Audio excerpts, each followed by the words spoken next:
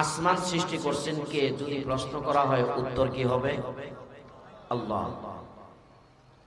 জমিন সৃষ্টি করছেন কে যদি প্রশ্ন করা হয় উত্তর একটাই, এগুলা সৃষ্টির মধ্যে কোনো মানুষের হাত আছে? দুনিয়ার কোন শক্তির হাত আছে? কেউ কি সৃষ্টি করার ক্ষমতা রাখে? আজও পর্যন্ত প্রমাণ হয় না যে মানুষ এক মুষ্টি মাটি তৈরি করেছে। কেউ মাটি বানানোর ক্ষমতা রাখে না, মাটি সৃষ্টি করেন আল্লাহ। মানুষও তো এক জায়গা থেকে আরেক জায়গা স্থানান্তর করতে পারে, জমি থেকে কাইটা, নদী থেকে আইনা, এরপরে বাড়ি ভরাট করে, গর্ত ভরাট করে, পুকুর ভরাট করে, রাস্তাঘাট নির্মাণ করে, স্থানান্তর করে। কিন্তু মানুষ মাটি বানাইতে পারে না। মাটি বানানোর মালিক আল্লাহ। সূর্য তৈরি করেছেন আল্লাহ, চন্দ্র তৈরি করেছেন আল্লাহ, সকল কিছু সৃষ্টি করেছেন আল্লাহ। আমাদের বাংলাদেশ সৃষ্টি করেছেন কে? আল্লাহ। মাঝে মাঝে কিন্তু আমাদেরকে ওই চিন্তাই আমাদের মগজে ঢুকাই দেওয়ার চেষ্টা করেছিল, বুঝানোর জন্য চেষ্টা করেছে যে এই বাংলাদেশের স্রষ্টা একজন মানুষ, নাউজুবিল্লাহ। কিন্তু সময় পাই নাই। যদি সময় পাইতো তাহলে মনে হয় এটা বুঝাইয়া ছাড়তো। শিক্ষা বিভাগে এমন ভাবেই তারা পরিবর্তন করেছিল, তাদের ধারণা ছিল মানুষের মনোমগজে ইসলাম বিরোধিতা বসে যাবে। তাদের ওই ধরনের বাহির শক্তির ইন্ধনে এই কাজগুলি করেছিল। প্রায় 16টা বছর চেষ্টা করতে করতে করতে করতে শেষ পর্যন্ত চেষ্টার ফলাফল আসতো জিরো। ঠিক কিনা কি বলে? ফলাফলটা জিরো আসছে। সফলতার দ্বারে কাছেও পৌঁছতে পারে নাই। কেন? এদেশের মানুষ জাগ্রত ছিল, যদিও মুখ খুলে সঠিকভাবে স্বাধীনভাবে কথা বলতে পারে নাই, কিন্তু জাগ্রত ছিল, ঘুমিয়ে পড়ে নাই। এদেশে ইসলামী সম্মেলন, মহাসম্মেলন, মাদ্রাসা এবং হক্কানি পীর মাশায়েখগণের দরবার সহ তালিম তরবিয়তের মাধ্যমে মানুষের মগজগুলোকে তারা সঠিকভাবে ধরে রাখার জন্য সচেষ্ট ছিলেন, যার কারণে ওই আমাদের মুসলিম বিদ্বেষী প্রতিবেশী রাষ্ট্রের এই ইন্ধনে কাজ হয় নাই। আলহামদুলিল্লাহ বলি সবাই। ইন্ধন কিন্তু বসে নাই, এখনো ইন্ধন দিয়ে যাচ্ছে, এখনো দিয়ে যাচ্ছে। এক এক সময় এক একটার উপর ভর করে তারা আমাদের ভিতরে আমাদের পারস্পরিক দ্বন্দ্বের আগুন জ্বালিয়ে দেয়। তারা কিন্তু বসে নাই। আমরা হয়তো মনে করছি পরিবর্তন হয়ে গেছে, আমাদের আর চিন্তা নাই। না, যখন কোনো ব্যক্তি বাড়ি করে নিরাপদে থাকার জন্য, ও বাড়ি নির্মাণ করে যদি দরজা খুলে রাত্রে ঘুমায়, তাহলে নিরাপদে থাকতে পারবে না। ঠিক না? ঠিকই বলেন যে বাড়ি তো বিল্ডিং করছি, বহুতল ভবন, অথবা আমার আর দরজা জানালা বন্ধ করার দরকার নাই, এমনি ঘুমানো যাবে। ওয়াল দিয়েছি, সমস্যা কি? Boundary wall. কিন্তু ওই সকল লুঠেরার দল, ডাকাতের দল, চোরের দল, তারা কিন্তু বাউন্ডারি ওয়ালের উপরে কাঁটাতার দিল, ওই কাঁটাতারের উপরে বালুর বস্তা অথবা লেপ খেতা দিয়া এর উপর দিয়ে অনায়াসে ঢুকে পড়ে। কাঁটাতারের উপর নির্ভরশীলতা নাই। ঠিক না? ঠিক কি বলেন? যদিও পরিবর্তন হয়েছে, কিন্তু আমাদের দুশ্মন রাষ্ট্র এরা কিন্তু বসে নাই। ধাপে ধাপে একের পর এক তারা ইন্ধন দিয়ে যাচ্ছে। একবার ইন্ধন দিচ্ছে আনসার বাহিনীর উপর, আবার ভর করেছে রিক্সা বাহিনীর উপর, আবার ভর করেছে হিন্দুদের ইসকন বাহিনীর উপর, আবার ভর করেছে তবলিগ জামাতের গুমরাহি দলের উপর। ঠিক না? ঠিক ঠিক কি বলেন? অস্বীকার করার কোনো সুযোগ নাই। এবার ধর্মীয় লেবাসের উপর ভর করে আমাদের মধ্যে অভ্যন্তরীণ দ্বন্দ্ব আরো বাড়াই দিয়ে এই দেশটাকে বিশৃঙ্খল পরিবেশে নিয়ে যাওয়ার জন্য তারা চেষ্টা চালিয়ে যাচ্ছে। এর পিছনে রয়ের এজেন্ট অবশ্য জড়িত থাকার 16 আনা সম্ভাবনা রয়েছে। আমরা সজাগ থাকতে হবে, আল্লাহর উপর তাওয়াক্কুল করে সামনের দিকে অগ্রসর হওয়া লাগবে। ঘুমিয়ে থাকার কোনো সুযোগ নাই, দিবে না। শত্রু কোনদিন সে ঘুমানোর সুযোগ দেয় না। যদি ঘুমানোর সুযোগ দেয়, বুঝতে হবে তার পিছনে যে কোনো একটা উদ্দেশ্য রয়েছে, ঠিক না ঠিক কি বলেন? আল্লাহ সুবহানাহু ওয়া তাআলা আমাকে আপনাদেরকে সকলকে সজাগ রাখার যে ভূমিকা পালন করেছেন সেটা হলো হক্কানি উলামায়ে কেরাম, পীর মাশায়েখগণ, ঠিক না ঠিক? খুতবায়ে আযম, আইম্মে আযম। কোন ব্যক্তিরা বলে শীত মৌসুম আসলে লক্ষ লক্ষ টাকা মজুরি দিয়ে, কটাক্ষ করে কথাটা বলছে, লক্ষ লক্ষ টাকা মজুরি বা হাদিয়া দিয়ে। প্রথমে লিখলো মজুরি, এরপর লিখছে হাদিয়া। লক্ষ লক্ষ টাকা মজুরি বা হাদিয়া দিয়ে ওয়াজ করায়, দোয়া করায়, কই দোয়ার ফসল তো প্রদর্শিত হচ্ছে না। ওই জ্ঞান পাপী দোয়ার ফল দেখতে পাচ্ছে না, তার তো সুখ নাই, দেখবো কেমনে? দেখতে হলে সুখের প্রয়োজন আছে না? এত ওই সুখ নাই যে সুখে দেখা যাবে যে দোয়া কবুল হচ্ছে কি হচ্ছে না। 400 বছর ফেরাউন রাজত্ব করেছে। কয়শত বছর? মুসা আলাইহিস সালামের উম্মতের নির্যাতিত নিপীড়িত মানুষগুলো আইসা মুসা আলাইহিস সালামের কাছে আবেদন করতেন, আল্লাহর কাছে সাহায্য চান। আর ইনি বলতেন ইসবিরু ইসবিরু, ধৈর্য ধারণ করো, ধৈর্য ধারণ করো। এমন করতে করতে 400 বছর চলে গেল। এরপরে আল্লাহ তাদের ডাক কবুল করছেন কি করেন? শত শত বছর পর আল্লাহ ডাক কবুল করছেন। আমাদের এই বাংলাদেশের মুসলমানদের দোয়া, উলামায়ে কেরামগণের দোয়া, হক্কানি পীর মাশায়েখগণের দোয়া, নির্যাতিত নিপীড়িত মাজলুম জনতার দোয়া আল্লাহ কবুল করছেন, এটা সে দেখে না। এই জন্য সে বলে যে লক্ষ লক্ষ টাকা মজুরি দিয়া ওয়াজ করায়, দোয়া করায়। এর কলিজা জ্বালা উঠে গেছে, এদের উদ্দেশ্য তো ব্যর্থ হয়ে গেল। তৎকালীন সময়ের একজন মন্ত্রী পর্যায়ের লোক বলেছিল, এক সময় শুনতাম মাঠে লোকেরা কাজ করে, এরা বিভিন্ন গান গায় আর কাজ করত। রিক্সা চালকরা বিভিন্ন গান লাগাইয়া রিক্সা চালাইতো। এখন দেখি মাঠেও শুনি খালি পকেটে মোবাইল রেখে খালি ওয়াজ হলে, কোরআন তিলাওয়াত হলে। মন্ত্রী পর্যায়ের এক লোক ছিল, খুব দুঃখ করে বলেছিল, এই ফসলটা এই দেশের উলামায়ে কেরামের প্রচেষ্টার ফসল, ঠিক না ঠিক? ঠিক না ঠিক কি বলেন? এই চোখে দেখে না, ওই চোখ নাই, এই জন্য চোখে দেখে না। দোয়া তো কবুল হচ্ছে, ইনশাআল্লাহ হবে, ঠিক না ঠিক? দোয়া কবুল হয়েছে, আরো হবে ইনশাআল্লাহ। তবে দোয়ার সাথে দাওয়ারও প্রয়োজন আছে না? কে বলেন দোয়ার সাথে দাওয়া লাগবে কি লাগবে না? আল্লাহ রাসূল কি শুধু দোয়া করেছেন না, সাথে দাওয়াও ব্যবহার করেছেন। রাসূল ইচ্ছা করলে মসজিদে নববীতে বৈশা শুধু দোয়াই করতেন, ও আল্লাহ সে আবু জেহেলের দল আসতেছে, আল্লাহ তাদেরকে আপনি পরাজিত করে দেন। রাসূল কি তা করছেন?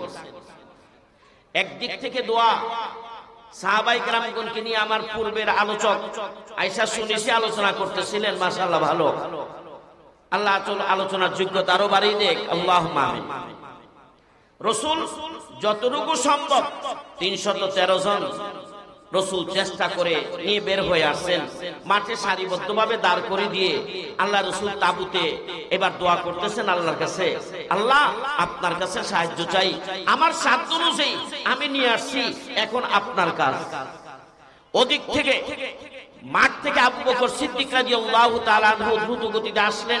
আয়েশা রাসূলুল্লাহ সাল্লাল্লাহু আলাইহি ওয়াসাল্লামের কাছে বলতেছেন, ইয়া রাসূলুল্লাহ হাত নামান। আমি দেখে আসছি ময়দানে আল্লাহর পক্ষ থেকে শত শত ফেরেশতা নেমে আসছে, সুবহানাল্লাহ। আর দোয়া করা লাগবে না। আল্লাহ নবী সাল্লাল্লাহু আলাইহি ওয়াসাল্লামকে আবু বকর সিদ্দিক রাদিয়াল্লাহু তাআলা আনহু হাত নামানোর জন্য অনুরোধ করেছেন। সেই সময় যেমন আল্লাহ সাহায্য আসছে, এখনো আল্লাহ সাহায্য আল্লাহ করতে প্রস্তুত আছে না নাই? কি বলেন, প্রস্তুত আছে না নাই? অবশ্যই প্রস্তুত রয়েছেন।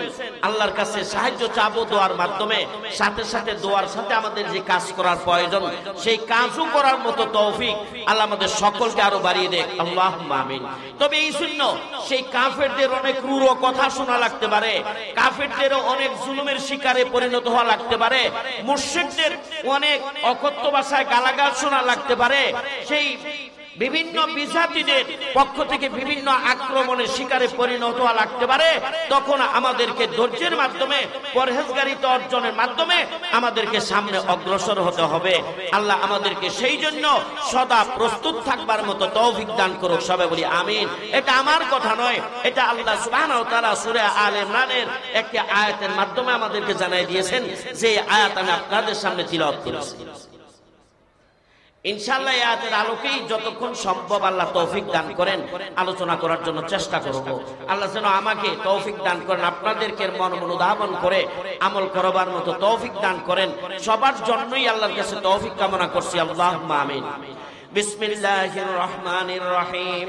لتبلغن في أموالكم وأنفسكم ولتسمعن من الذين أوتوا الكتاب من قبلكم ومن الذين أشركوا أذى كثيرا وإن تصبروا وتتقوا فإن ذلك من عزم الأمور।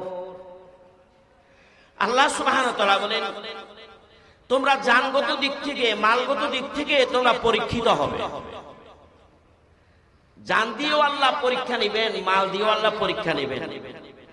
এবং সেই ইহুদি নাসারা আহলে কিতাবদের পক্ষ থেকে তোমরা অনেক কষ্টের সম্মুখীন হতে হবে, এবং মুশরিকদের পক্ষ থেকে অনেক কষ্টের সম্মুখীন হতে হবে। তাদের অনেক অশুনীয় কথা শুনতে হবে। ওই সময় যদি তোমরা ধৈর্য ধারণ করো এবং তোমরা পরহেজগারিতা অবলম্বন করো, এটা হবে তোমাদের দৃঢ়তার পরিচয়। আয়াতের আলোচনা বুঝতে হলে কিছু প্রেক্ষাপট জানার প্রয়োজন হয়। আবু বকর সিদ্দিক রাদিয়াল্লাহু তাআলা কে প্রিয় নবী মুহাম্মদ রাসূলুল্লাহ সাল্লাল্লাহু আলাইহি ওয়াসাল্লাম একটা চিঠি লিখলেন।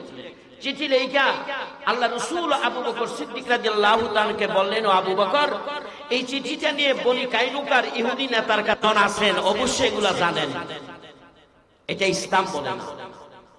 আল্লাহ রাসূলের রায়টা চলে গেল ইহুদির পক্ষে। মুনাফিক বলতেছে, ওমর তো গরম মানুষ, তার কাছে গেলে মনে হয় আমার পক্ষে রায় আসতে পারে। চলে গেল, বাড়ির বাহিনী থেকে ডাকতেছেন, ওমর। বাড়ির বাহিরে আসলেন, কি ব্যাপার? আমাকে দুজনের মধ্যে ঝগড়া হয়েছে, আপনার কাছে আসছে তার ফয়সালা নেওয়ার জন্য। ওমর ফারুক রাদিয়াল্লাহু তাআলা ওই মুনাফিকের জবানবন্দি শুনলেন। ইহুদি বলতেছে, আমার একটু কথা আছে, শুনেন। বলল, এই বিচার নিয়ে আপনাদের নবীর কাছে গিয়েছিলাম, আপনাদের নবী এই রায় দিয়েছে, সে ওইটা মানে না, সে আপনার কাছে আসছে আবার দ্বিতীয়বার বিচার নিয়ে। ওমর বললেন, তাই নাকি? মুনাফিক বলল, হ্যাঁ গিয়েছিলাম, এই রায় দিয়েছে, তাহলে একটু অপেক্ষা করো। এবার ওমর রাদিয়াল্লাহু তাআলা বাড়ির ভিতরে ঢুকে গেলেন, ওইখান থেকে খোলা তরবারি আইনা এবার বললেন, যেই ব্যক্তি রসুলের সিদ্ধান্ত, রসুলের ফয়সালা মানবে না, রসুলের রায় মানবে না, তার ফয়সালা এই বলে তরবারি চালে একবারে গর্দান উড়াই দিলেন। সুবহানাল্লাহ। গোষ্ঠীর লোকেরা রসুলের কাছে মোকদ্দমা নিয়ে আসলো, হে আল্লাহর হাবিব, আপনি তাকে কেটে কেটে টুকরা টুকরা করে দিতেন, আমাদের কোনো আপত্তি ছিল না। কিন্তু উমর কোথায় ক্ষমতা পাইলো বিচার করার? উমর কোথায় ক্ষমতা পাইলো আমাদের গোত্রের এই লোকটাকে পৃথিবী বিদায় করে দেওয়ার বিচার চাই? আল্লাহ রসুল তো দ্বিধাদ্বন্দ্বে ভুগতেছে, রায় দিবেন কি? ওমর তো ক্ষমতা হাতে তুলে নিয়েছে, ওমরকে তো দায়িত্ব দেওয়া হয় নাই, ওমর তো ওই ব্যক্তিকে হত্যা করে ফেলেছে, ওমর তো অপরাধী হয়ে গেল। আল্লাহর হাবিব অপেক্ষা করতেছেন, এবার কি রায় দিবেন? এবার তো হত্যার বিনিময়ে হত্যার রায় দেওয়া লাগবে। আল্লাহর পক্ষ থেকে আয়াত আল্লাহ অবতীর্ণ করে জানাই দিলেন, হাবিব চিন্তার বিষয় নয়। ফালা ওয়া রাব্বিকা লা ইউমিনুনা হাত্তা ইউহাক্কিমুকা ফীমা শাজারা বাইনাহুম সুম্মা লা ইয়াজিদু ফী أنفسهم حرجا مما قضيت ويسلموا تسليما। হাবিব, আপনার রবের কসম, আল্লাহ জানাই দিলেন, যে ব্যক্তিকে মুমিন বলতেছে গোষ্ঠীর লোকেরা, সে তো মুমিনই না। আগে মুমিন হয়ে থাকলে এখন মুরতাদ হয়ে গেছে, ইসলাম ছেড়ে দিয়েছে। আপনার রায় যখন অস্বীকার করেছে, সে আর মুসলিম না, সে মুরতাদ হয়ে গেছে। অতএব ওমর যেই কাজটা করছে এই কাজটা যথাযথ করেছে। আপনার রায় সন্তুষ্ট চিত্তে যদি মেনে নিত তাহলে মুমিন থাকতো। সে আপনার রায় মেনে নেয় নাই, আপনার রায়কে প্রত্যাখ্যান করেছে, অতএব মুরতাদ হয়ে গেছে, ধর্ম ত্যাগ করেছে। যেই ব্যক্তি ইসলাম ধর্ম গ্রহণ করে ইসলাম ছেড়ে দেয় ওই ব্যক্তিকে মুরতাদ বলা হয়। ওই ব্যক্তির রায় হলো আদালত তাকে 3 দিনের সময় দিবে তওবা করার জন্য, জেলখানায় বন্দী করে। যদি তওবা করে ফিরে আসে মাফ করে দিতে পারে, আর যদি ফিরে না আসে তখন তার মৃত্যুদণ্ড কার্যকর করবে। ওমর যেই কাজটা করছে সঠিক করেছে, ওমর অপরাধ করে নাই। সুবহানাল্লাহ।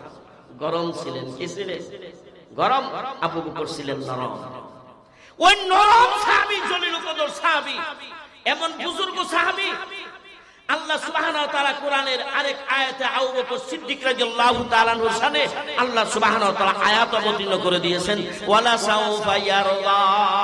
ও হাবিব, আপনি আপনার সাহাবী আবু বকরকে জানাইয়া দেন আমি আল্লাহ পরকালে হাসরের ময়দানে আবু বকরকে খুশি করে দিব। সুবহানাল্লাহ। আল্লাহর হাবিবের শানে আল্লাহ সুবহানাহু ওয়া তাআলা আয়াত অবতীর্ণ করে দিয়েছেন, ওয়ালা সাউফা ইউতিকা রাব্বুকা ফাতারদা। আল্লাহর হাবিবের বেলায় বলছেন ওয়ালা সাউফা ইউতিকা রাব্বুকা ফাতারদা, অবশ্যই শীঘ্রই আপনার রব আপনাকে এমন দিবেন যাতে আপনি খুশি হয়ে যাবেন। রাসূলের সাহাবী আবু বকর সিদ্দিক রাদিয়াল্লাহু তাআলা আনহুর ক্ষেত্রে আল্লাহ বলেন আল্লাহ তাকে খুশি করে দিবেন, ওয়ালা সাউফা ইয়ারদা। এত বুজুর্গ সাহাবী ছিলেন, সেই সাহাবী নিজেকে আর সংবরণ করে রাখতে পারলেন না, এক চপে ডাকাত মেরে দিলেন। রাসূলের দরবারে আয়েশা বললেন, ইয়া রাসূলুল্লাহ, ইয়া হাবিবাল্লাহ, ঘটনা এই হয়েছে। আল্লাহর হাবিব আয়াতের মাধ্যমে জানাই দিলেন, লা তুবলাবুন্না ফি আমওয়ালিকুম ওয়া আনফুসিকুম ওয়া লা তাসমাউন্না মিনাল্লাযীনা উতুল কিতাবা মিন ক্বাবলিকুম ওয়া মিনাল্লাযীনা আশরাকু আযান কাসীরা ওয়া ইন তাসবিরু ওয়া তাত্তাকু। আল্লাহ সুবহানাহু ওয়া তাআলা এই আয়াত অবতীর্ণ করে রাসূলকে বলে দিলেন, হাবিব আপনি জানাই দেন তোমরা আহলে কিতাবদের পক্ষ থেকে পরীক্ষার সম্মুখীন হবে, ফিতনার সম্মুখীন হবে, বিপদের সম্মুখীন হবে। ইহুদ নাসারা ইহুদি খ্রিস্টানদের পক্ষ থেকে বিভিন্ন সময় পরীক্ষার সম্মুখীন হবে, সম্পদের দিক থেকেও হবে, জানের দিক থেকেও হবে। মুশরিকদের পক্ষ থেকেও তোমরা পরীক্ষার সম্মুখীন হবে। আসলে তো হচ্ছে ঠিক না? ঠিক। এক এক সময় এক একদের পক্ষ থেকে পরীক্ষার সম্মুখীন মুসলিম জাতি হচ্ছে। ইসরায়েলের দিকে যদি তাকান দেখবেন ইহুদিদের পক্ষ থেকে পরীক্ষার সম্মুখীন হচ্ছে। আমার হাজার হাজার ফিলিস্তিনি মুসলিম ভাই বোনদেরকে পরিকল্পিতভাবে তারা শহীদ করে দিচ্ছে, ঠিক না? ঠিক। লেবাননি ভাই বোনদেরকে পরিকল্পিতভাবে বঙ্গিম করে ওই লেবাননকে তছনছ করে দিচ্ছে। ইরান হামলা করছে, জর্দান হামলা করছে, বিভিন্ন জায়গায় তাদেরকে তছনছ করে দিচ্ছে। ওদিক থেকে বিশ্বের অন্যান্য মুসলিম রাষ্ট্রগুলোকে ইহুদিরা খ্রিস্টানরা তারা তছনছ করে দিচ্ছে। এদিক থেকে আমাদের প্রতিবেশী দুশমনেরা আমাদের দেশও এমনি ভাবে তারা বিভিন্ন ভাবে তারা আমাদের উপর নির্যাতন চালাচ্ছে। মিয়ানমারের মুসলিম ভাই বোনদেরকে ওই আরাকান আর্মির নামে সন্ত্রাসী গোষ্ঠী তাদেরকে বাস্তুচ্যুত করছে, তাদেরকে বাংলাদেশে ঠেলে দিচ্ছে, তাদেরকে বিভিন্ন ভাবে হত্যা করে নাপ নদীতে ভাসিয়ে দিচ্ছে, ঠিক না? ঠিক কি বল?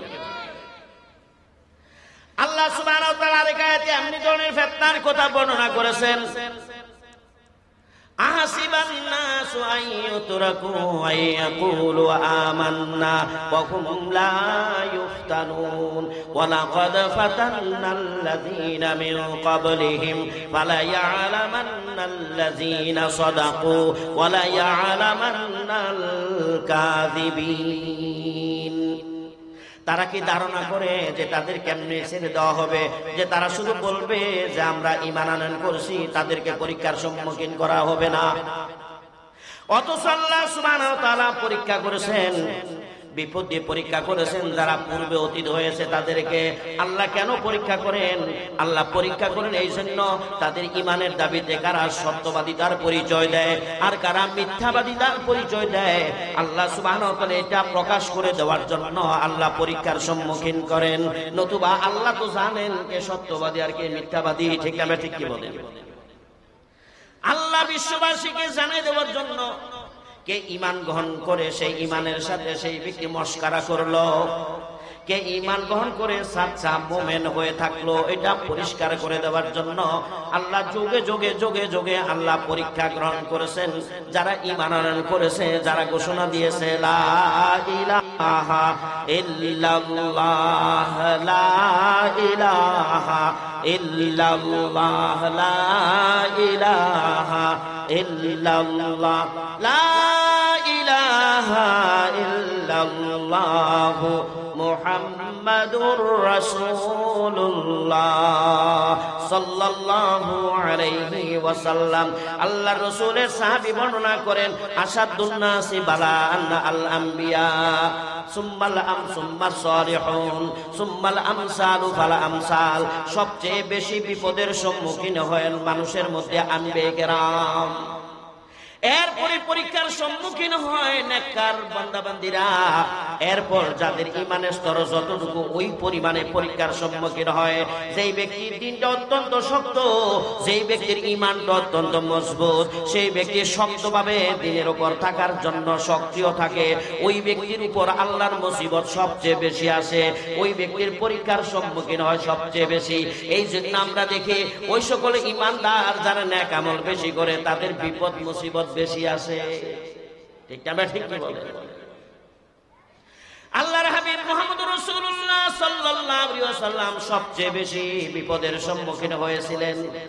আয়েশা সিদ্দিকা রাদিয়াল্লাহু তাআলা আনহা রাসূল করিম সাল্লাল্লাহু আলাইহি ওয়াসাল্লামের কাছে একদিন জানতে চান, ইয়া রাসূলুল্লাহ, ইয়া হাবিবাল্লাহ, উহুদের ময়দানে যেভাবে আপনি পরীক্ষার সম্মুখীন হয়েছিলেন, উহুদের ময়দানে যে বিপদের সম্মুখীন হয়েছিলেন, উহুদের ময়দানে কাফের দ্বারা যেভাবে আক্রান্ত হয়েছিলেন, যেরকম কষ্ট পাইছিলেন, আপনার জীবনে এর সাথে আর কোনদিন কাফেরদের দ্বারা বেশি কষ্ট পাইছেন কিনা? আল্লাহর হাবিব বলেন, আয়েশা হে, উহুদের ময়দানে তো কষ্ট পাইছি। উহুদের ময়দানে দুশমনেরা আমার দান মুবারক শহীদ করে দিয়েছিল। উহুদের ময়দানে তাদের আঘাতে আঘাতপ্রাপ্ত হয়ে আমি গর্তের মধ্যে পড়ে গিয়েছিলাম। মুনাফিকরা মদিনায় আয়েশা রটনা করেছিল, কদ কুতিলা মুহাম্মদ, কদ কুতিলা মুহাম্মদ, মুহাম্মদ নিহত হয়েছে, মুহাম্মদ নিহত হয়েছে।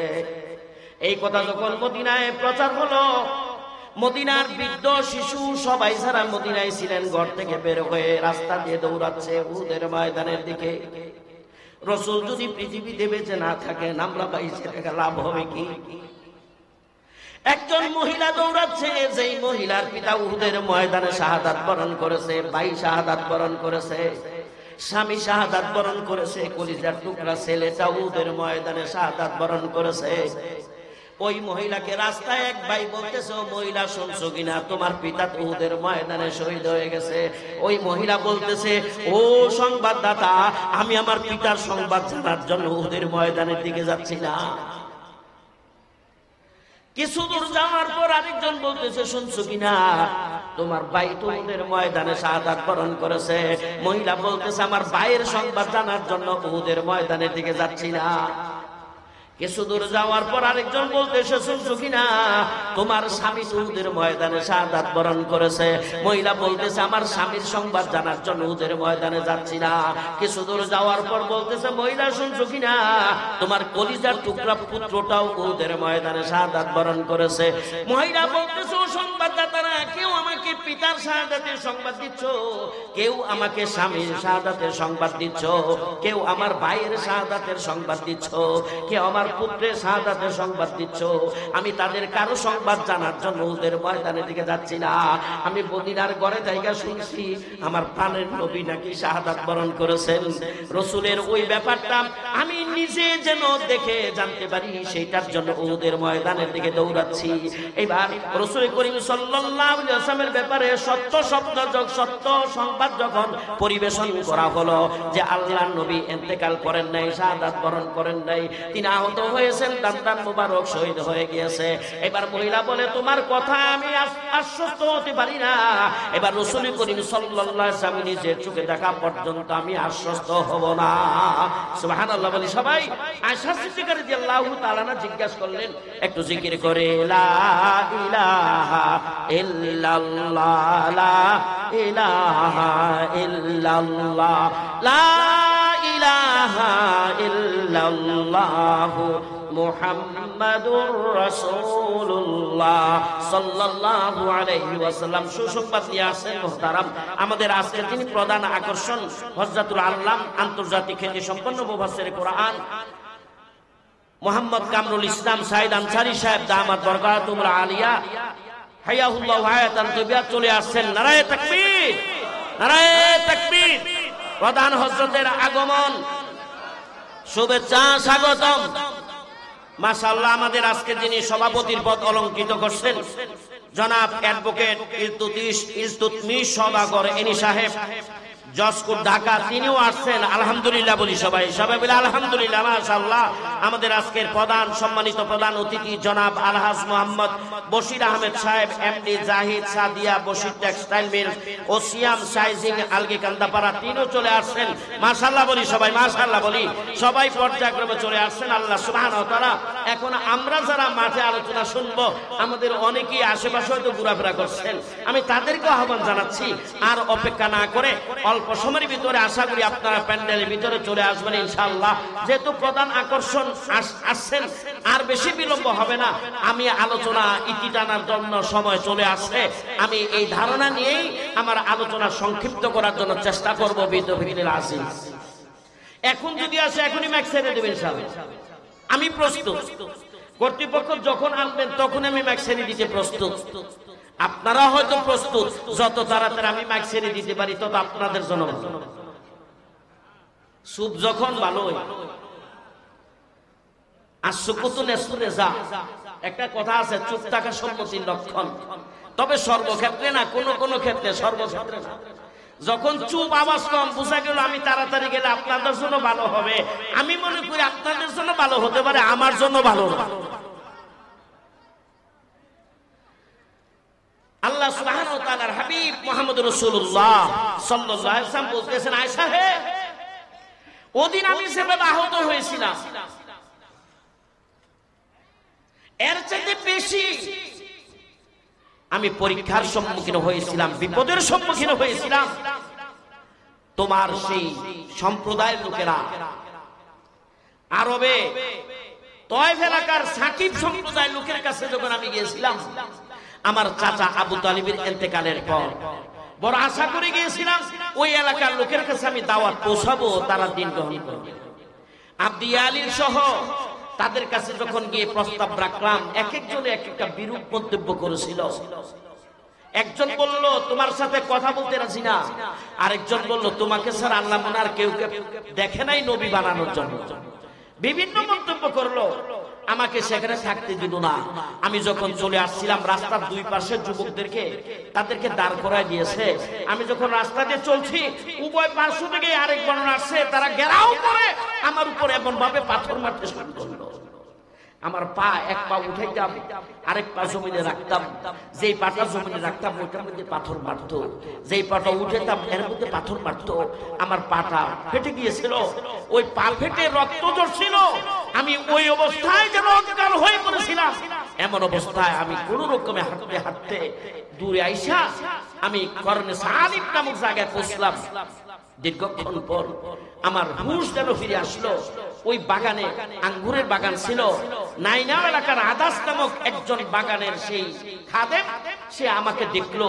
ওইখানে উতবা ইবনে রবিয়া এবং সাইবা, তারা দুজন বসা ছিল। মক্কার সেই দুশমন। আমি ভালো মনে করলাম না তাদের কাছে যাই, তারা তো আমাকে দুশমন মনে করে। তারা আমাকে দেখে চিনতে পারছে।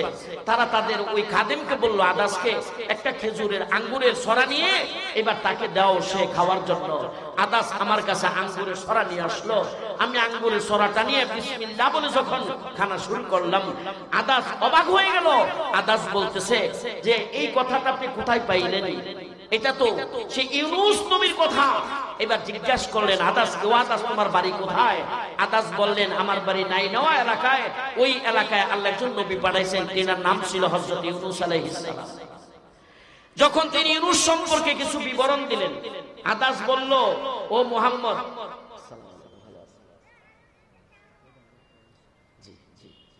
ইউনূস সম্পর্কে জানতে চাইলেন, আল্লাহর হাবিবকে আল্লাহ ওহীর মাধ্যমে যে কিছু জানাইলেন, আদাসকে ইউনূস আলাইহিস সালাম সম্পর্কে ইনি জানালেন। সে আদাস মুগ্ধ হয়ে ইসলাম গ্রহণ করে ফেলল, রাসূলের কদমবুসি করলেন। সুবহানাল্লাহ বিহামদিহি সুবহানাল্লাহিল আযীম। এরা দেখতেছে, দেখা এবার আদাসকে দেখে বলতেছে, আদাস তুমি যেই কাজ করছো আমরা দেখছি, এই লোকটা তো বেদী, এই লোকটার কথায় তুমি তোমার সেই নাসারা ধর্ম ছেড়ে দিয়েছো, তোমার ওই নাসারা ধর্ম ছেড়ে দিবা না, এই লোকটার কথা শুনবা না।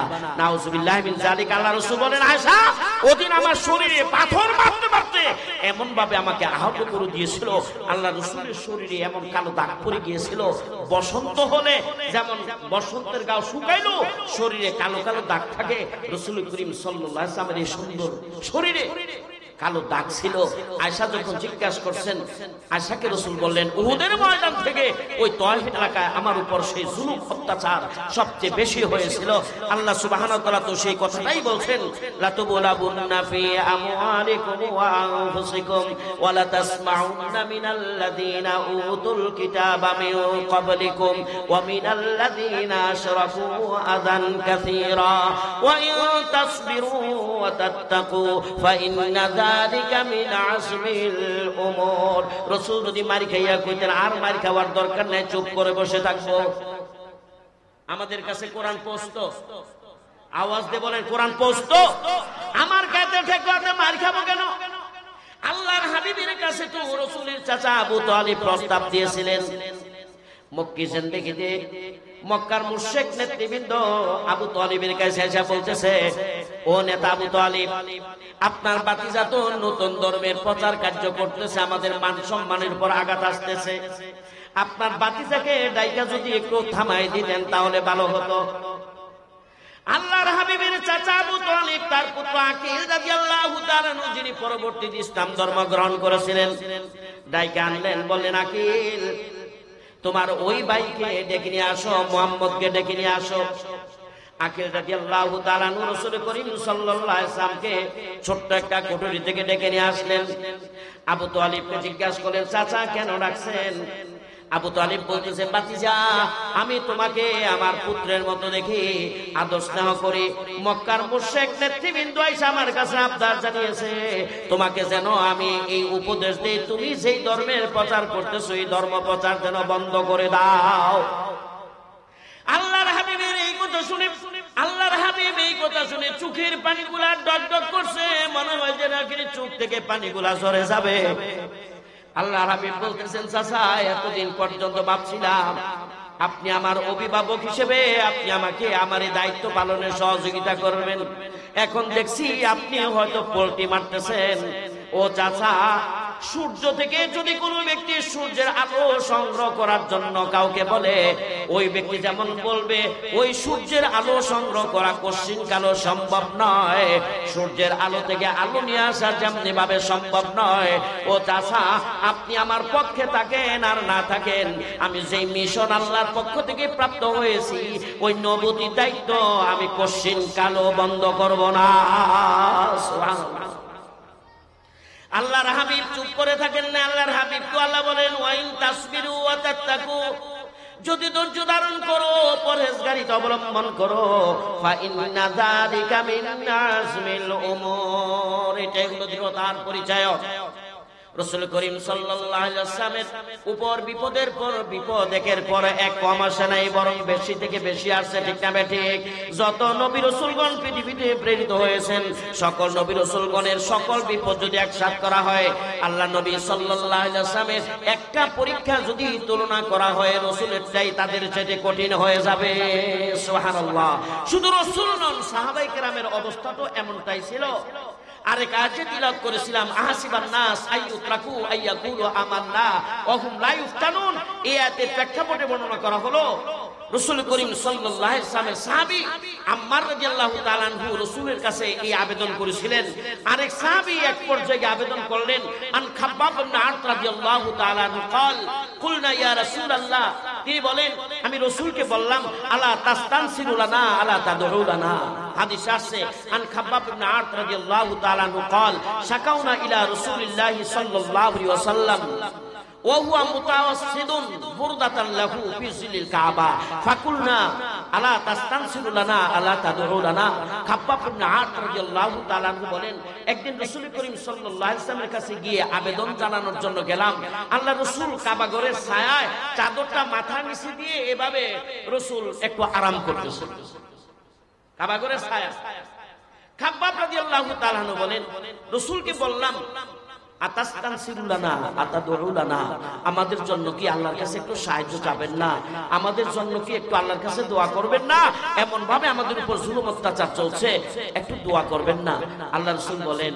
ও খাব্বাব قد كان من قبلكم يؤخذ الرسول ثم يغفر له في الارض فيجعل فيها ثم يؤتى بالمنشار فيوضع على راسه فيجعل بنصفين أيمشط بأمشاط الحديد ما دون اللحم والعظم لا يسده من دينه ও খাব্বা তুমি তো আসছো সাহায্য চাওয়ার জন্য আল্লাহর কাছে দোয়া চাওয়ার জন্য তোমাদের পূর্বের যে লোক ছিল জাতি ছিল ঈমান গ্রহণ করার কারণে ওই ঈমানের দুশমনগুলা মুসলমানদের দুশমনগুলা ওই সুস্থ যুবকটাকে গ্রেফতার করে নিয়ে আসতো ওই যুবকটাকে এবার গ্রেফতার করে আইনা যুবকটার জন্য মাটি খনন করত গর্ত খনন করে তার অর্ধেক নিম্নাংশ মাটিতে পুঁতে দিত মাটিতে পুঁতে দিয়ে একটা করাত আনতো ওই করাত আইনা মাথায় থেকে ইয়া ওই সুস্থ যুবকটাকে ঈমান গ্রহণ করার কারণে তাকে করাতটাই না দুই ভাগে ভাগ করে দিত